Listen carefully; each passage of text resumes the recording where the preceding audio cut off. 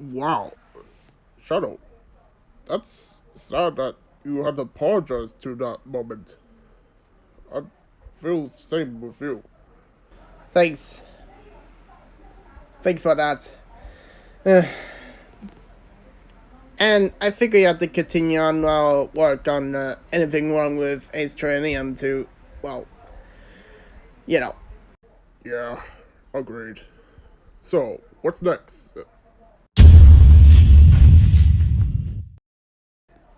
Oh, no. I am not going berserk like Shadow Ruff did. No way. I think I agree with that.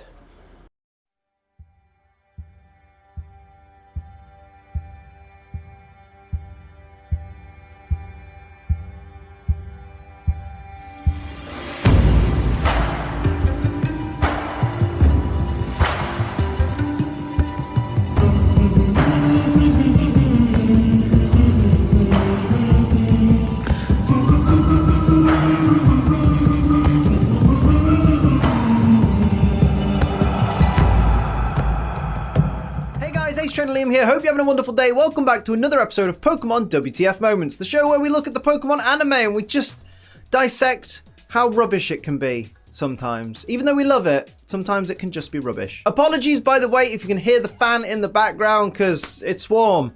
Just bloody warm. The UK is warm at the moment. Probably not as warm as where you live if you're not from the UK, and I get that, you know, different temperatures, different climates and all that. But it's warm for us, and that's what matters. It's my biggest fan. You not the only one. Of course, if you're excited for more Pokemon WTF moments, make sure you hit that like button, hit the subscribe button if you're new, and share this video with a friend. I'd really appreciate it. Without further ado, let's have a look at the WTF moments for Pokemon Season 1, Episode 21, Bye Bye Butterfree. The episode begins with Ash, Misty, and Brock arriving at a cliff edge, and then staring over the edge at the rocks below like they've never seen a cliff before, and like, what's the big deal? You were literally in Maiden's Peak last episode, which is also on a cliff, so what's the hype here? Well, actually, they're actually concerned about the height of a cliff. If they go down there, game over. Apparently this ridge adjacent to the ocean leads to Saffron City, which makes no sense because Saffron City is completely landlocked. Like, none of the routes heading into Saffron City have ocean anywhere near them. Agreed. I actually confused how that cliff even lead to it. There's a forest around it. Where the earth there's a cliff there? Unless there's a mountain somewhere? There's no water at it. Strange. The gang spot a bunch of tiny little white specks in the distance just above the cliffs, which Misty says look like Butterfree. I mean, they don't look like Butterfree since you can barely see them at all. They just look like little specks of dust floating around. Kind of like in my top 5 saddest goodbyes video from 2015. God, I hate that video. Actually, if you notice the photo effect on that dust, you realize they're actually butterfree. I mean, here's the clip right here. They look like butterfree. Apparently it's the Butterfree's season of love, which is when they lay their eggs, which is a really weird way to say literally every time I stick them in the daycare. Well, actually, Liam, the breeding mechanic wouldn't be introduced until Generation 2, so that's probably why the story in the anime doesn't take that into account. No, but seriously, if you were thinking of commenting that, I have just one question for you. Is it fun being such an insufferably boring... Apparently never seen a wild animal doing that. Brock basically says that if Ash's Butterfree doesn't cross the ocean right the now, it'll never have babies. Firstly, how convenient that Ash and Co would stumble across this supposed special Butterfree mating ground as soon as the mating season is in effect. But more importantly, if it's a mating season, doesn't that mean that if they missed their chance this year, they could just come back next year? And if Brock's apparently so knowledgeable about this whole scenario, why has he never said to Ash, hey Ash, make sure you get to the cliffs that somehow lead to Saffron City by this date because we don't want to miss Butterfree mating season? I'm just saying, the whole premise of this episode is a complete train wreck. Apparently Liam forgets Brock's dream is become a Pokemon breeder, Liam. And did you forget that Butterfree's lifespan is not very long? You know, this.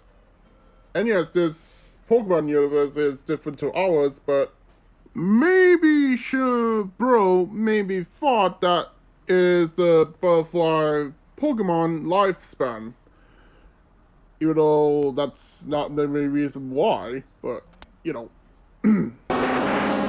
Direct quote from Misty. I'm surprised there was a hot air balloon for rent out here. Yeah, me too. It does seem, even for a piece of fiction, a little bit too convenient that there'd be a hot air balloon available to rent in the middle of nowhere and with no instructor or pilot, do you call them pilots in a hot air balloon? Probably. Or health and safety officer to give them any advice on how to fly. Well, you had a point about there's no pilot at those balloons, but maybe those balloons are there to celebrate the festival for Butterfree. You know, release the Butterfree and find a mate to, you know, make babies. Just saying. Just saying. Once they get close enough to all the Butterfree who are now pairing off and finding mates, Ash sends out his own Butterfree, and this whole scenario actually starts to feel a little bit weird. Throughout the anime, Pokemon are shown to understand humans and be somewhat sentient, so from Butterfree's point of view, his friend just woke him up, pointed to a crowd of his own species and went, go on. Actually, that makes Ash sound like a pretty good wingman, to be honest. Bravo. Wow. Answer himself while counter his argument? That's new. Congratulations? Ash's Butterfree goes from Butterfree to Butterfree, getting rejected every time. Oh, this seems awfully familiar. Thank God I cut my hair, grew a beard, and got contact lenses is all I can say.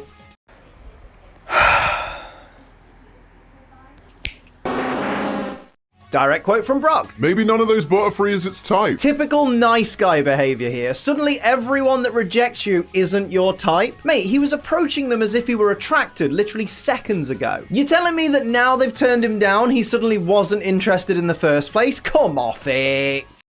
Or maybe Butterfree reject by another Butterfree is minding of Brock. Well, you know, of his rejected. More hot air balloons arrive filled with Butterfree trainers, and this is starting to feel a little bit creepy. All these people are gathered to watch a bunch of insects get down and dirty. Whatever you're into, I suppose.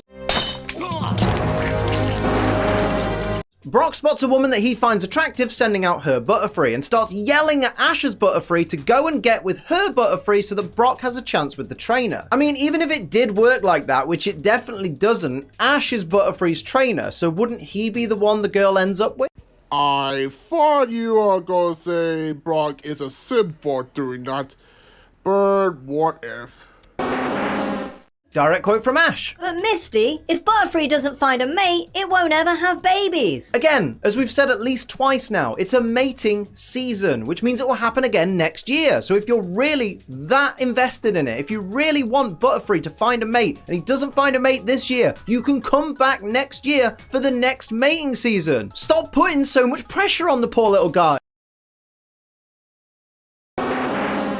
Direct quote from Misty. Go get him, Butterfree. The perfect mate for you's gotta be out there somewhere. You know what? She's right. If only there was a Butterfree out there that looked strikingly different to the others, that stuck out like a sore thumb. Maybe with a colour scheme someone in the 90s would call girly, so that you definitely knew it was different from the rest. Well, maybe Misty only said that because there's a amount of Butterfree in the air. And maybe Butterfree get one of amount of chance to find his mate. And yes, there's a pink Butterfree in that episode, but you know, there's one of a million chance that Butterfree would find the mate on its own without Team Rocket interrupted. Oh, Oh! Oh! Oh! Oh! Oh! Also, let's appreciate that this is how shiny Butterfree should have looked, as opposed to what we got, which is fine, but kind of pales in comparison to this one. Well, actually, Liam, when shiny Pokemon were first introduced in Generation 2, the shiny coloration was determined by shifting the Pokemon's color palette to the next available one in the game's code. So they didn't really have the choice to make Butterfree shiny pink. Okay, this is a questionable thing I and the rest of YouTubers who deal with them notice this. Liam Simpson's Charizard Darligan had the weirdest editing of all time. Like, what the heck? The sin counter is strangely off. The text on the screen is weird. And now this. What the heck? What the heck, Liam? And this is not the last time that Liam just jumbled up the editing. Ugh. Sorry, that actually pushed by OCD like rocket. Okay, understood. Just move aside. Yeah, we've heard all that before. Although if ever you're bored, have a look at the gold and silver debug menu, because that gives you a little bit more food for thought regarding the shiny theory. I think he referred to this, which that is maybe clever to mention a debug, but the last time I checked, debug is not canon to Pokemon universe, nor the games. Ash's Butterfree gets rejected by the pink one and in true nice guy form doesn't take no for an answer. It continues doing the courtship dance, practically begging the pink one to be its mate. This isn't a good look, dude. Know when to quit. Same could be said about my YouTube career. Butterfree gets slapped across the face for its troubles. That's absolutely what you deserve for being persistent when you've already been told no. Maybe Butterfree was blinded by his emotion, like genre of rage. And no, Butterfree doesn't have rage in the episode. He's blinded by his love for that Butterfree, but not realize that Butterfree is not interested in him and get what he gets. Sorry, Butterfree. Direct quote from Misty. What? That's so mean. That isn't fair. Actually, Misty, if you've politely told a guy you're not interested and he doesn't take no for an answer and continues to try, and fail, to flirt with you to the point that it just becomes irritating, you have every right to tell him to bloody do one. Stupid nice guys thinking they're entitled to any girl they want. You son of a... No, Sombra, don't. Just don't. I don't want to. Just send this. Ash's Butterfree can't handle rejection, so storms off to have a little mope. Mate, there's like 40 more Butterfree in the sky. Why aren't you out there playing the field? As King Sombra once said, Ash Butterfree had a crush on that pink Butterfree, which, when he got slapped in the face, it's, well, you know, that. What I'm saying is, people who have affection on those and get slapped by them, and mixed with salt. And no raping. Just don't think about it. Ugh. Ash asks why Butterfree looks so sad, and Brock says it's because it was rejected by someone it loved. Listen, lads, we need to have a talk, because this is really important. You'll need to learn this because it will save you a lot of bother in the future. When you see a bird for the first time and you think, oh, she's well fit, wouldn't mind getting to know her better, that's not you being in love with her, so don't tell yourself that. You can't be in love with someone that you don't know or that you haven't spent significant time in the company of. What if you hang out with her and it turns out she's an arsehole or a racist? What if she talks with a mouthful? Don't set yourself up for a massive fall by telling yourself you're in love with someone that you barely know and you just happen to think is quite fit. Lesson over. What? Brock says he could write a book about the secrets of love and heartache. And Misty says she guesses that'd be Brock's autobiography. Ooh, that's mean. Go to the next sin. Ash wonders if the Pokedex could tell them a way to make that other Butterfree want Ash's Butterfree. As if Dexter's going to be full of those crappy relationship guru YouTubers that will tell you that you need to be an asshole if you want to get the girl or some bollocks like that. So, if I got this right, You compare a guru who is a human to a Pokédex, which is a machine. What?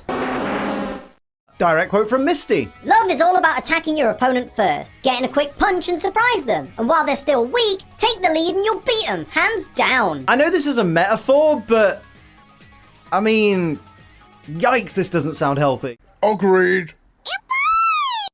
Brock thinks a new look might help, so gives Butterfree a little scarf to wear. Because clearly every female Butterfree's dream is a Butterfree in a Rabombi cosplay. Hey, that fly is adorable. Why you just said that? And yes, that bug is a fly. I learned from Bulbapedia. When Misty comments on how important this is to Ash, Ash explains that he raised this Butterfree himself and he'll show them all how good it is. So Ash doesn't particularly care about Butterfree finding love per se, he's more interested in his own reputation as a trainer. Nice. And just like Child 5, you take advice from the antagonist and take it the wrong way. Like, seriously, when he said he raised it, he meant he raised it as the butterfly we know. Oh, Luna. Ash tells Butterfree to use Whirlwind to impress the girl Butterfree, but wouldn't that just blow her away? And not in the good way? She's not impressed with his tackle attack either. It's almost like every Butterfree could use it. I bet she'd be way more impressed if you bust out Ice Punch or Dragon Rage. Okay, that actually rephrased my words what I just said. But whatever.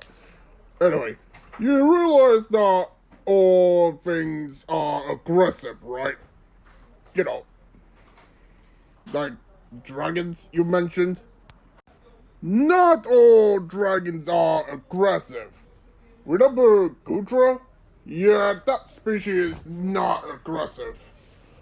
And yes, there is some dragons, and for the girls if we content, but not all dragons are that.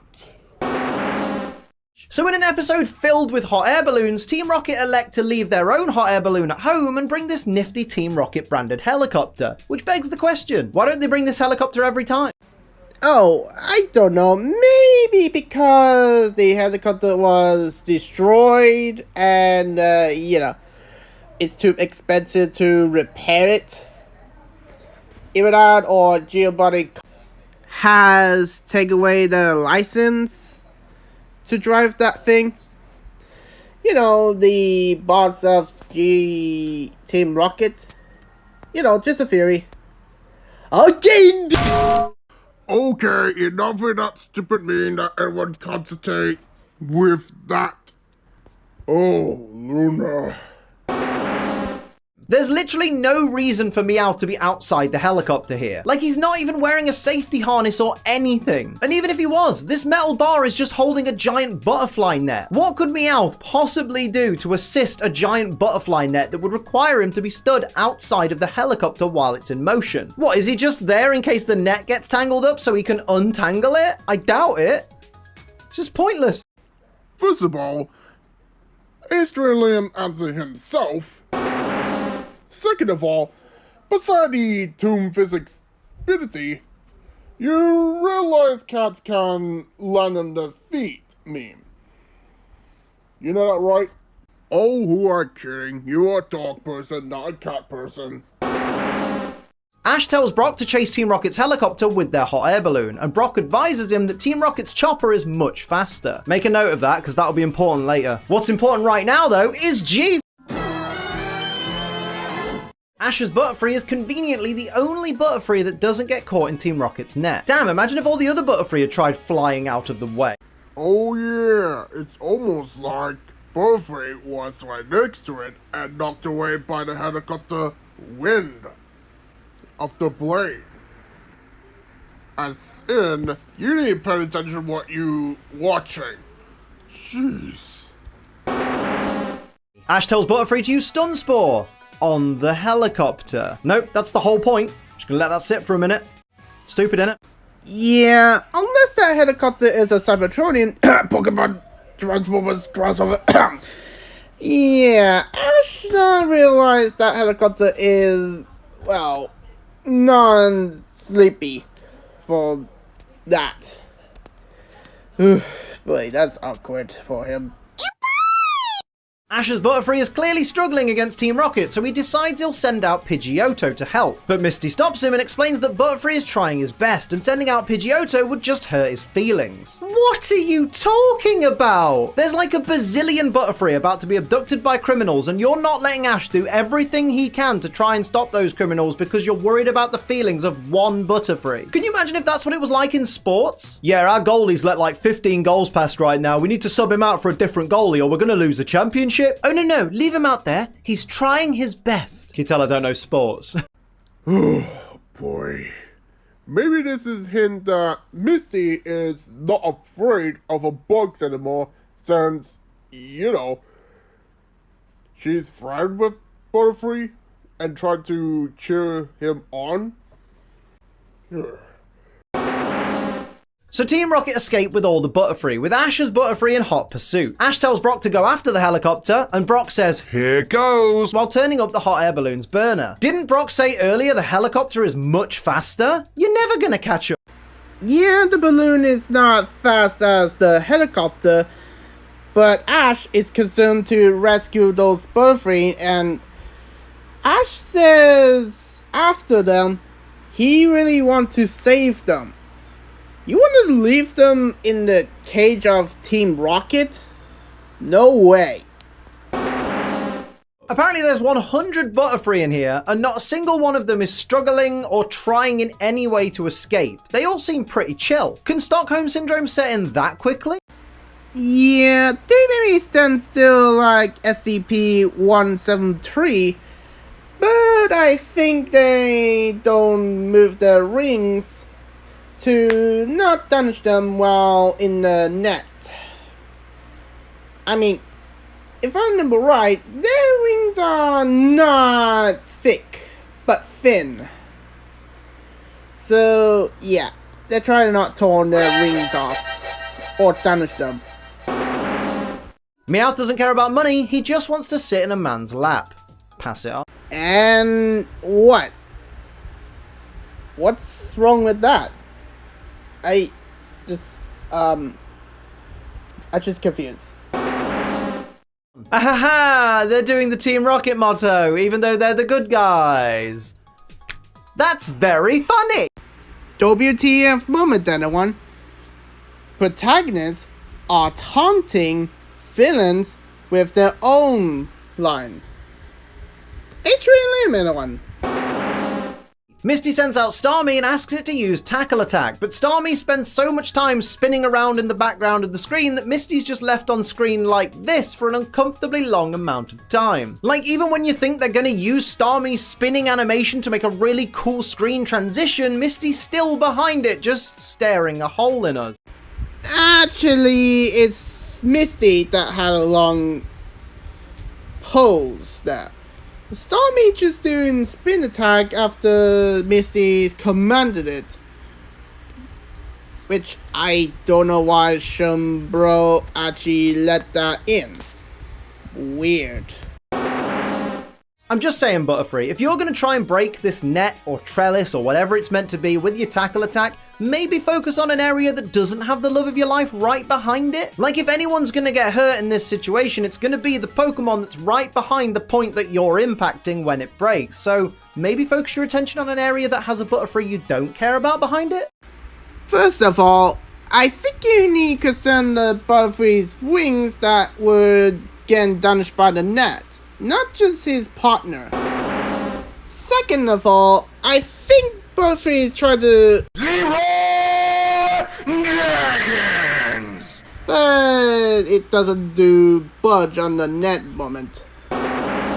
Jessie, rather than use her own Pokemon, opts to twat Starmie with a sledgehammer. I mean, her only Pokemon is a poison type, so maybe she's protecting it by not sending Ekans out against a psychic type. Although saying that, wouldn't a sledgehammer technically be a steel type, which Starmie also resists? Maybe it was a dark type sledgehammer, because it was super effective. I think you mean it's pretty Wood Hammer, which is a grass type move that had a hammer in the name. Might, you know, Wood Hammer. Do you smell my breath, mate? Ah yes, the old Pokemon anime trope that if you spray a water-type Pokemon with water, it instantly heals it, which we just know isn't the case. The worst part is, even in the future, Starmie doesn't get water absorb. This is just bollocks. I think you mean it predict water absorb would be a thing. Now, yes, Starmie and Staryu doesn't have that ability yet, if you go for the region form. But yeah, you should mention it predict water absorb in Gen 3, Mike.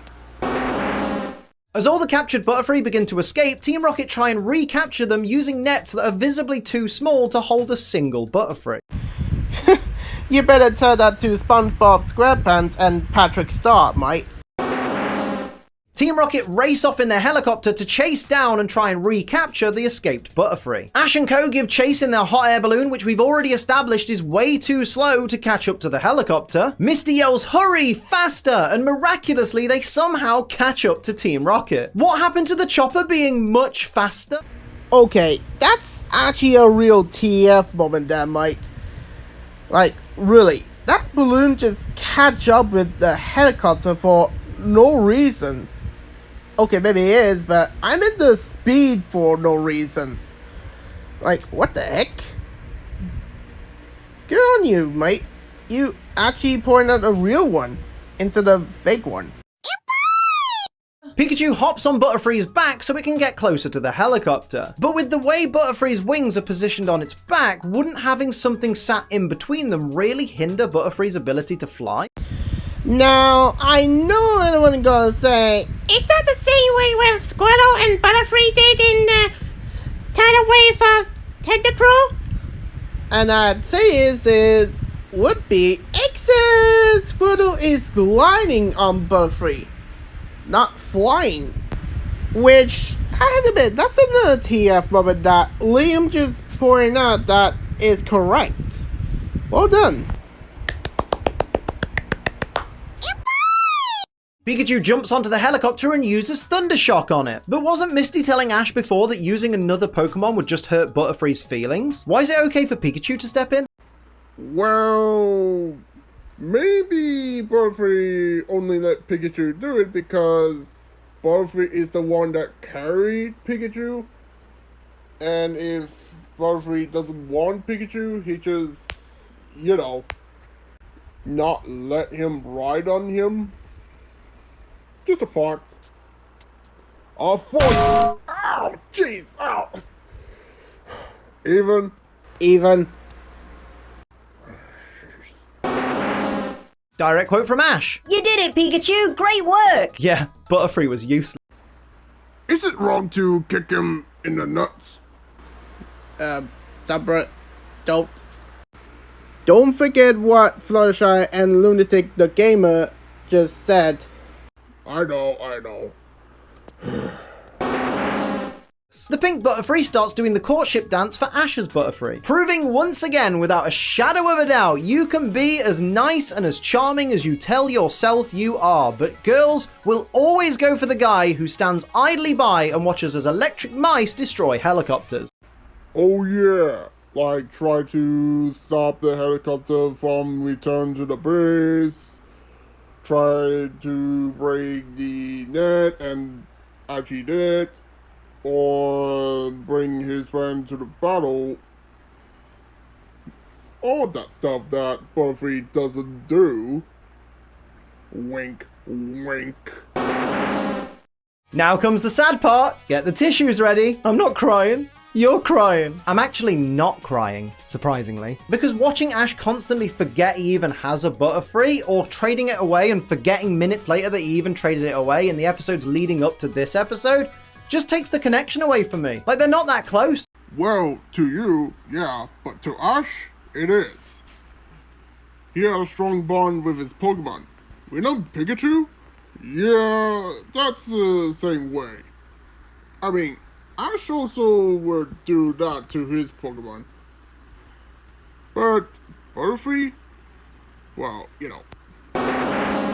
Direct quote from Brock. They have to cross the ocean to start their new family. It does make you wonder why anyone would bother raising a Butterfree anyway if you inevitably are going to have to give it up so it can go and mate.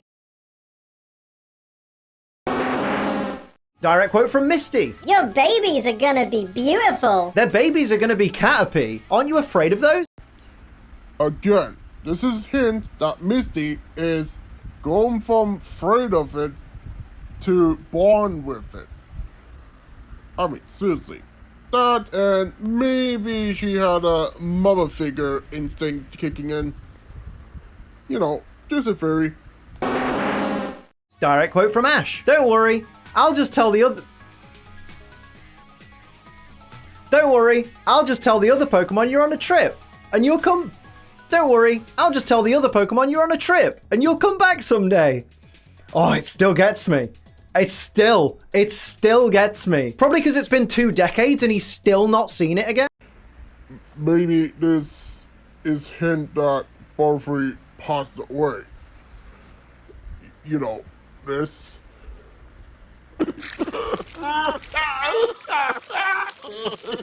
Oh, come on, Sombra. He didn't mean it. It's just that Liam don't know if Butterfree is alive or not. We just, well, have to wait if Butterfree is alive at some point in the future. Thanks for that. Oh, and here comes the montage. Tears after the cloudy weather playing in the background just to make it even more heart-wrenching. I hate this friggin' episode. The montage is full of classic moments from Ash's time with Butterfree, like the time it evolved from Caterpie into Metapod, when it evolved from Metapod into Butterfree, the time it fought in Cerulean Gym, that one time it ate a piece of Pokemon food, Butterfree being sent out of a Pokeball. Wow, Ash and Butterfree really didn't have that many interesting memories, did they? Okay, you had a point about Butterfree exit his Pokeball for a reason, but the rest?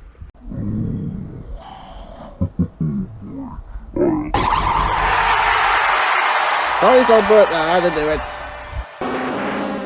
it. Direct quote from the narrator. Helping Butterfree to grow, Ash might have grown a little bit himself. Ash gets hard watching Butterfree mating season. Pass it on. And so ends the saddest episode in Pokemon history. Feel free to debate me in the comments. It's time to wipe away the tears and get ourselves ready for the next 3-parter, all centered around the Saffron City Gym. And get ready, because it's going to get really weird, trust me. I think he referred to Psychic type weird part. You see what I mean?